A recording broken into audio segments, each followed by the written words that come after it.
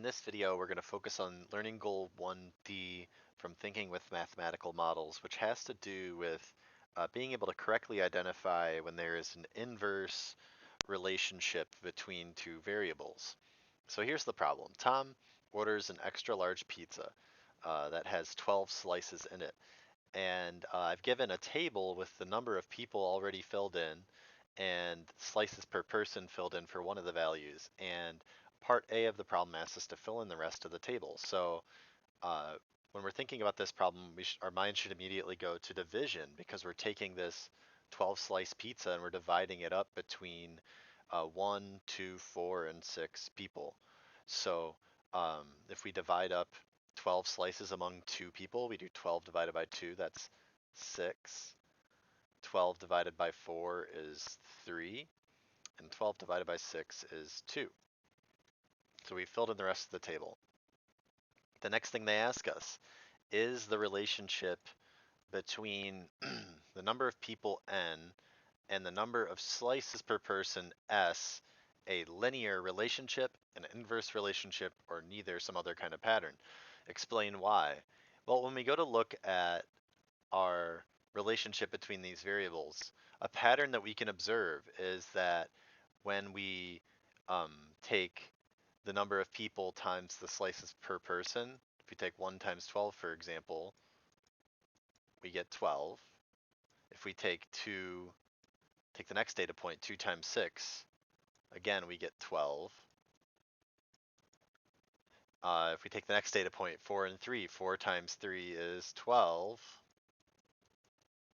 And lastly, our last data point, 6 times 2, is also 12. So the pattern here clearly is that you always get the same answer when you multiply the two variables together. When you multiply the number of people times the number of slices that each person gets, we always get our 12 slices. That's how many slices are in that pizza. So is the relationship between the number of people n and the number of slices per person as a linear relationship? Well, no, it's clearly not linear because as we look at our table, the slices per person is going down by different amounts each time. It's going down by 6 here, by 3 here, by 1 here. It's not going down by a constant amount, so it's not linear. And is it an inverse relationship? Well, yeah, because of what we noted earlier, when we take these products of the variables, we always get 12. And that's what it means to be an inverse relationship. So we would say, yes, it is an inverse relationship because of the product of the variables always being that same number, 12. So what's our equation that we write to show the relationship between the number of people n and the number of slices per person s always equals 12? What's our equation that we write for that? Well, the number of people is n multiplied by the number of slices per person, which is s. We know that when we always multiply those two, we always get 12. So that's our equation. Alternatively, you could take both sides of this equation and divide both sides by s. If we did that, we would get n equals 12 over s. That's another way of writing it. These are equivalent, so I'll draw this little arrow that just means these are equivalent. The next question asks, how many slices of pizza does each person get when there are 24 people? Well, remember what we did to calculate this. We took 12 divided by each of the numbers on the top. So, so we would take 12. We take 12 divided by the number of people every time to get the number of slices. So if we take 12 divided by 24, so we have 12 slices. I'll use some units too. 12 slices per 24 people. Well, let's think about what 12 divided by 24 is. We know that 24 is just 2 times 12. So we can write this as 1 slice per 2 people. alternatively, we can say 1/2 slice per person.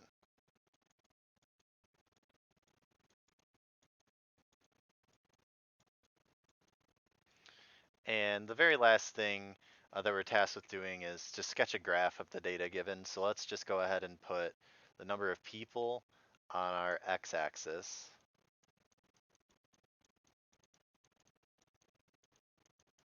I probably could have just shorthanded this as n. I'll just put that down here.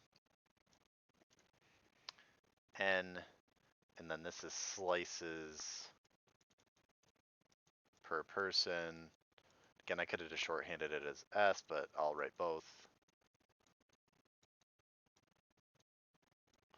Okay, so we notice that the values for the number of people go from 1 to 6. Let's just mark off by ones. 1, 2, 3, 4, 5, 6.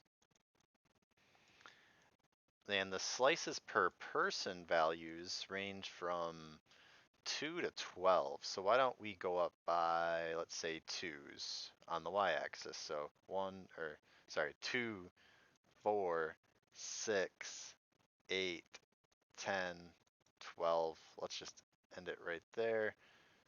2, 4, 6, 8, 10, 12.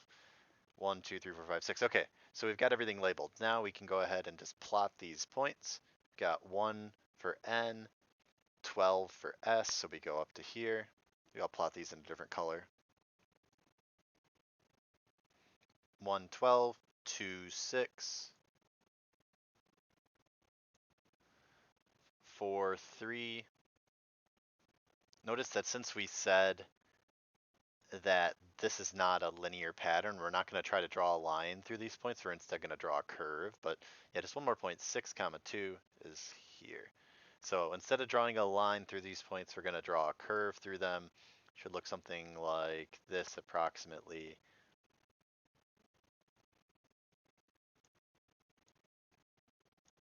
Essentially, this curve gets closer and closer to the y-axis up this way and never touches it.